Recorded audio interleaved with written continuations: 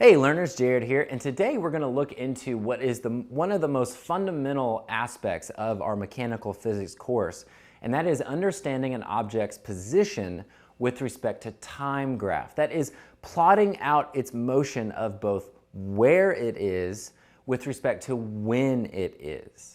So when we're establishing an object's position with respect to time, the first thing we need to do is establish an origin. That is, where are we going to reference all of that object's position? So when we are establishing an origin or a position 0, it's a completely arbitrary position. It could be anywhere along an object's motion.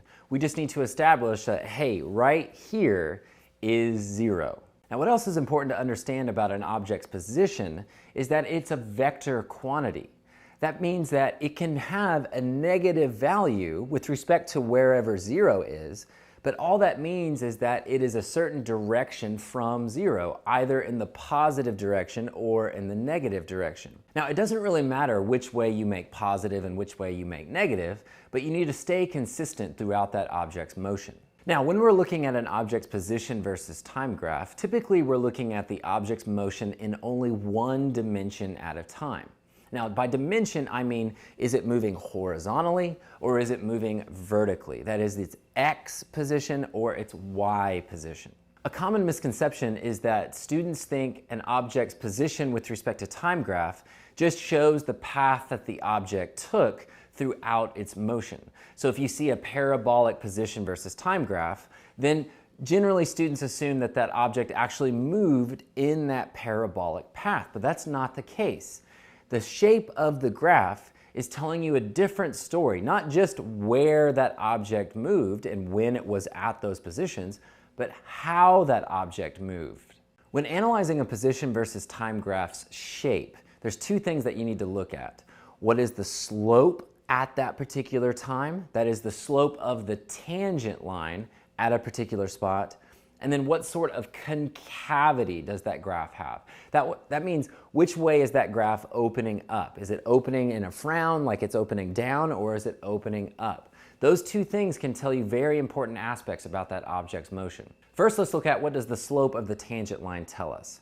If you think about slope, it's the rate of change. Think about rise over run. Well, in this case, rise is our position and our run is time. Position over time, meters per second. So the slope of the tangent line is the rate of change at that particular point. So the rate of change at a particular point is the velocity at that particular spot. And the sign of that slope tells you which way that object was moving. If it has positive slope, then it was moving in the positive direction. If it has negative slope, then it was moving in the negative direction. It might have positive position, but it can still have negative velocity. That is, be somewhere to the right of 0, but be moving towards that negative side. Take a look at the Motion Man demo here. I'm going to start him at position 0, and I'm going to move him to the right at a constant velocity. That is, just pick a speed and he keeps that speed throughout. And if you look at the shape of that graph, it's linear. There isn't any concavity. There's no change in slope. It's just a straight line. That means that the rate of change of position or velocity hasn't changed throughout that person's motion. If I start them at position 0 and I have them move to the right but slow down, look what happens to the shape of the position versus time graph. We now have concavity. That is, the slope of that graph is changing as time passes. The direction of that concavity is important because that tells you which way the object is accelerating.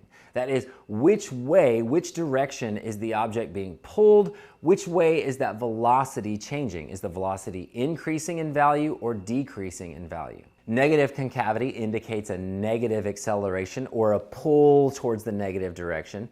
Positive concavity indicates positive acceleration.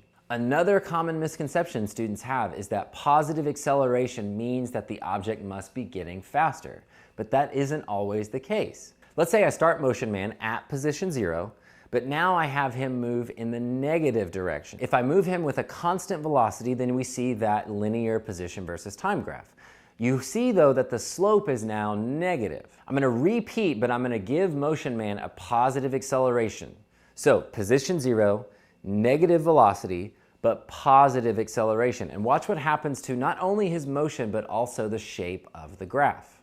You can see that we now have concavity, and that concavity is pointed up in the positive direction. But what happened to Motion Man? He didn't speed up, he slowed down.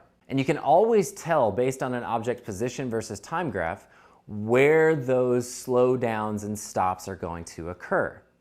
If your slope of the tangent line is getting flatter and flatter and flatter, that means that the object is slowing down. Where that slope is actually flat, that's where the object has stopped. This is just one type of graph that we can look at when analyzing an object's motion. Later on, we'll look at a velocity versus time graph and an acceleration versus time graph. But hopefully this gets you started in building that foundation that we've been talking about so that you can further your understanding of an object's motion with respect to time. I look forward to seeing you here next time, and as always, keep learning.